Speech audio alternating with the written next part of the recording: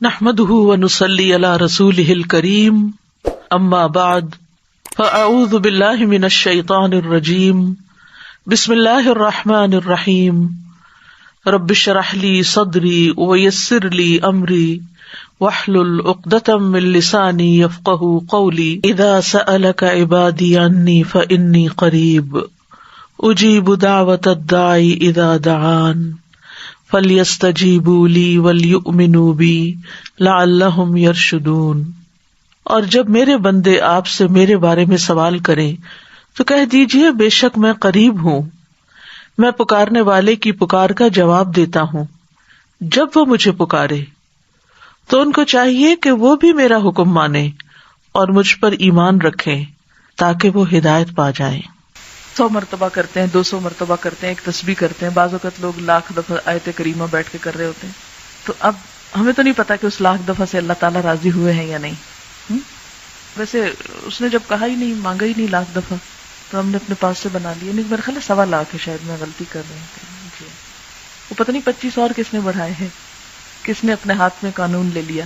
خیر، اب یہ ہے کہ ہم تو وہ کر ہی نہیں سکتے، تو ہم اللہ تعالیٰ سے یہ درخواست کرتے ہیں کہ یا رب، ہم اتنی تیری تعریف کرنا چاہتے ہیں کہ جس سے تیری رضامندی حاصل ہو جائے، تو خوش ہو جائے۔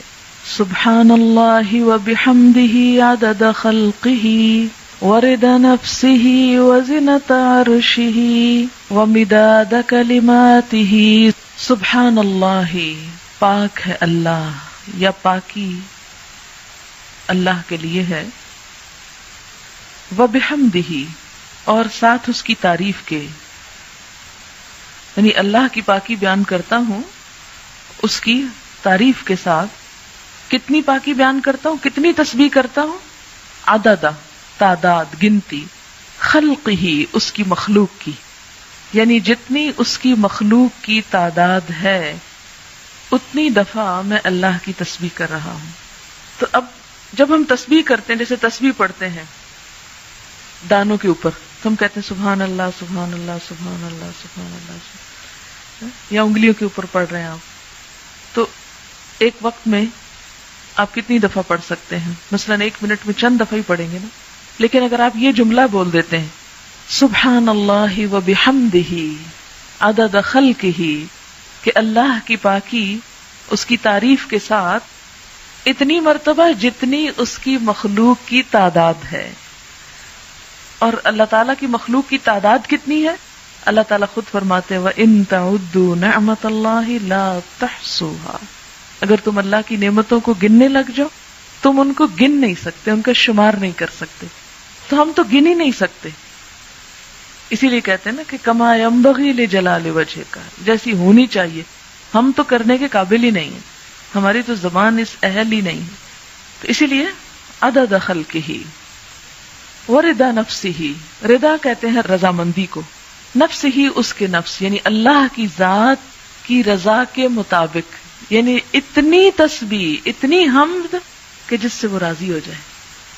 وزنۃ عرشہ، اور اس کے عرش کے وزن کے مطابق، وزنۃ عرشہ، اس کے عرش کا وزن کتنا ہے؟ ہمیں تو کچھ معلوم نہیں کہ اس کا عرش ہے کتنا۔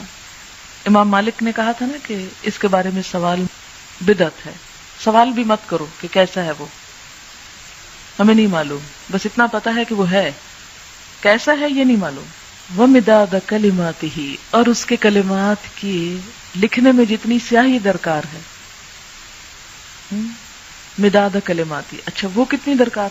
سورۃ الکہف میں آپ پڑھیں گے کہ اللہ تعالیٰ فرماتے ہیں کہ لو کان البحر مدادا لکلمات ربی لنفد البحر قبل ان ينفد کلمات ربی، کہ اگر یہ سارے سمندر سیاہی بن جائیں اور اس سے رب کی باتیں لکھی جانے لگے تو اس سے پہلے کہ رب کی باتیں ختم ہو سمندر کی سیاہی ختم ہو جائے۔